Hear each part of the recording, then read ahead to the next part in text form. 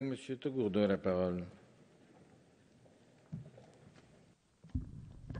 Merci, Monsieur le Président. Alors là, c'est un article qui montre bien que dans la l'ANI, il y a tout et n'importe quoi.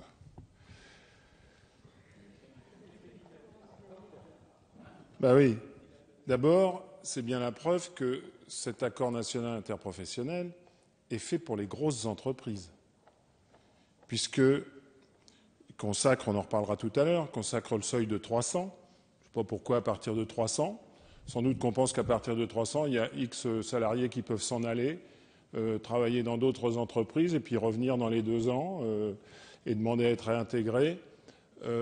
Ils partent comme ça et s'ils peuvent partir, peut-être qu'on pense qu'ils ne servaient à pas grand-chose, qu'il y a des sureffectifs comme ça. Donc ça consacre les seuils alors que les seuils sont critiqués par tous. Et en ce qui concerne cette pseudo-mobilité, ce qui est étonnant, c'est qu'on est dans un accord qu'on a fini par appeler, qui était prévu normalement de traiter de la compétitivité, et on a fini par l'appeler sécurisation de l'emploi, puisque la compétitivité, il n'en est pas question du tout dans aucun des 19 articles. Et comment il revient, ce salarié ?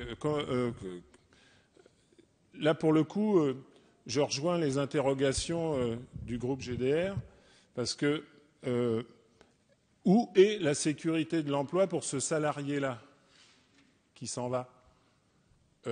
Et on a l'air de vouloir imposer, encore une fois, alors par contre aux entreprises, c'est-à-dire encore au privé, ce qu'on n'impose pas au public.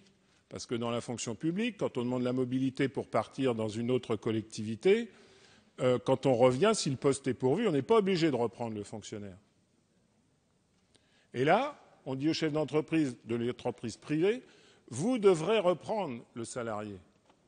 Donc, ça me pose question. Et comme on a ce seuil de 300, on se plaint qu'en France, il n'y a pas assez d'ETI. Mais imaginez-vous qu'un patron qui a une entreprise de 280 salariés va avoir envie de passer à 320 et ainsi de suite. Donc, je crois qu'il y a beaucoup de freins à la croissance des entreprises. Merci, mon cher collègue. La parole